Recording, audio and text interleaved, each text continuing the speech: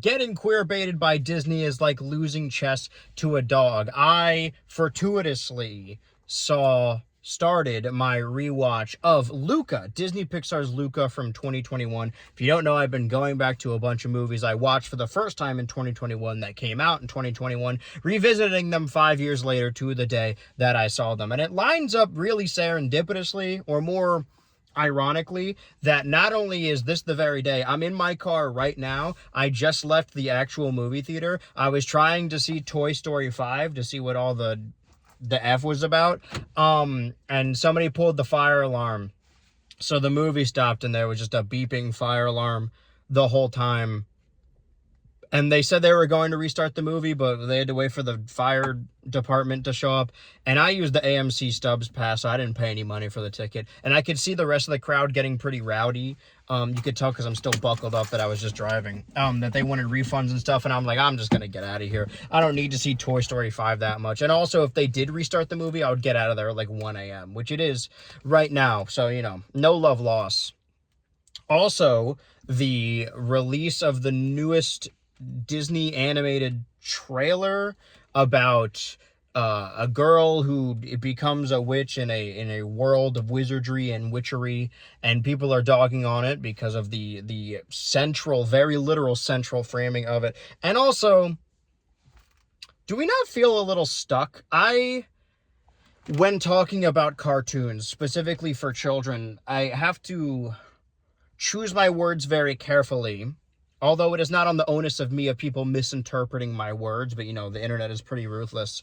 Don't want to be sectioned off as one of those adults in like the Pokemon or My Little Pony scene that are like pushing kids out of the way, and they're like, no, this shouldn't be for kids, it should be for me. They should make a serious Pokemon anime that's adult, and they swear it should be for me instead of for kids. Doctor Who should be for me. I don't want to sound like that.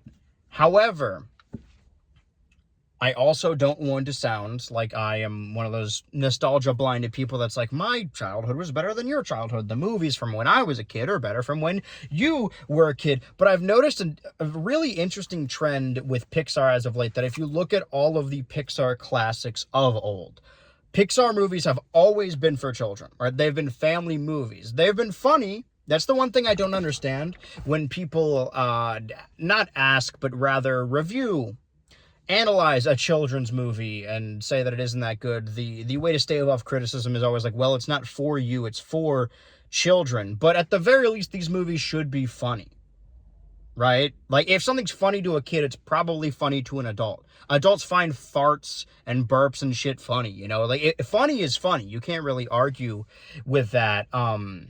And a lot of kids' movies are still really funny. I thought Hoppers was funny. I didn't think Luca was funny at all. There was like 1 or 2 gags I liked, but the rest of it felt like Playhouse Disney. My point is, what I'm getting at, if you look at those classic Pixar films, some of the highest rated, most regaled Pixar films, they are for children, but they are applicable stories. And I don't mean this to be anti-representation, like, oh, it should be about a white guy, that way we can all identify with it. That's not what I'm saying. What I'm saying is, what I've noticed with Pixar movies as of late, the last like 5 or 6 handful of Pixar films that haven't been direct sequels or reboots, star children, are set around children. The main characters are children. You see it with Luca and Turning Red and Elio, and I think there was one in the middle of that I'm just completely blanking on.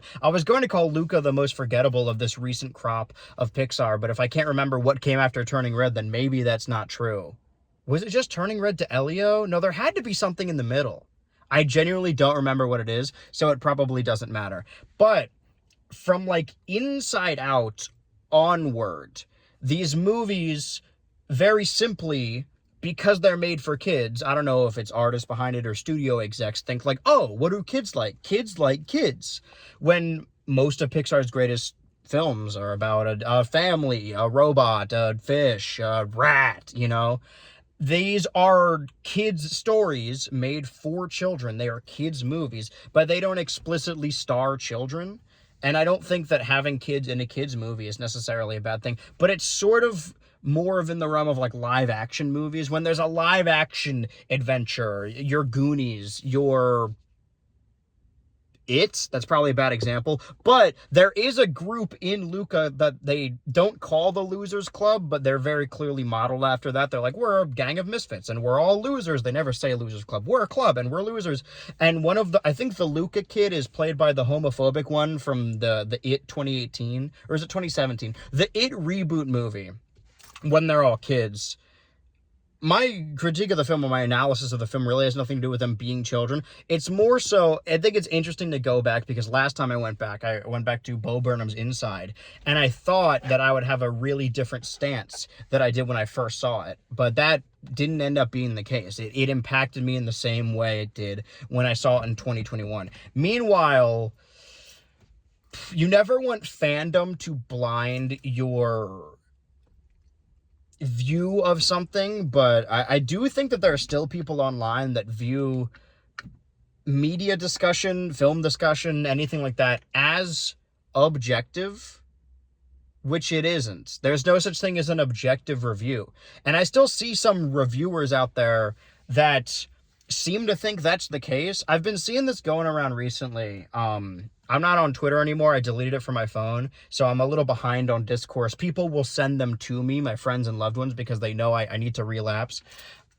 There was discourse around an H-Bomber guy video, I think, because he reviewed some movie, Obsession or Backrooms or something. People didn't like his Letterboxd review. Or rather, people didn't agree with his Letterboxd review. So they took this to mean, oh, I disagree with him. That must mean that he's actually bad at media analysis and bad at reviewing things. And that's a very objective way of looking at it, because I have, other than, the exposés about actual chuds online, I have always disagreed with H-Bomber guy. Peter Capaldi is one of my favorite doctors, and I am continuously vindicated. Everything we learn about Doctor Who as the days go on, the show has been canceled. We're in the Wilderness Years Part 2, exciting stuff.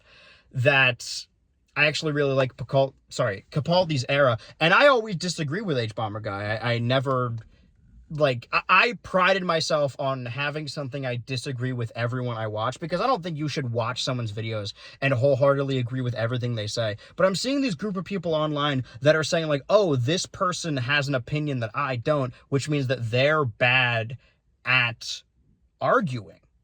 But that's not really the case. So while I don't think your view of something should be shaped by fandom per se, I do think that it is fun when there is a new video game, new TV show, new movie coming out to be a part of the discussion, right? I just saw Disclosure Day, and not that I'm super worried about spoilers either, but I saw people posting about it because it came out last weekend, and I'm like, I want to be in on the joke. I want to know what is going on.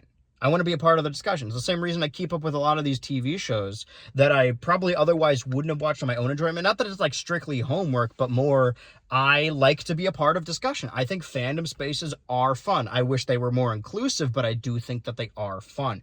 So looking back on Luca, I think I gave it a lot more grace in 2021 because we were right off the backs of Soul, and I really loved Soul. I know people have mixed feelings about it, but I thought we were going to enter a Pixar renaissance. I said that really weird. And I really did like Turning Red. But Luca, having revisited it, there's no subtext whatsoever.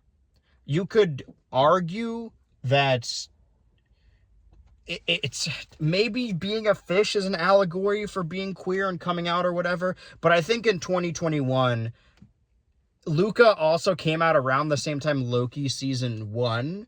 And I wasn't actually engaging with proper queer stories. I would just like, the normal Disney stuff that I like. And the Owl House, I was making my roommate watch the Owl House in preparation for season 2. So I was real gayed out at the time. I'm describing it like it's a phase. It's not.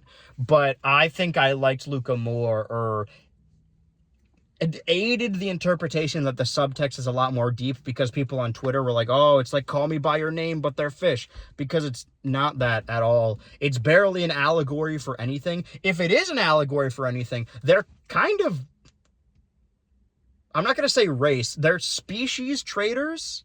Like, there is an arc in this film where the human community has to reckon with their hatred of the fish people. And we don't really know why they have a hatred of the fish people. It's not like there was some grand accident back in the day of this town, like their mayor or something got attacked by a fish. No, they just do hate them for no reason. And that's how racism works. Sometimes you just hate things for no reason. Not that I would know anything about that. But also, there's nothing in the film that explicitly says that all fish species are on the same level, because there's like an anglerfish / human mermaid guy who's like on their level and they're related. But then there's also smaller fish. But you would think it's more of like a Little Mermaid Ariel thing where like, oh, oops, sorry, it's the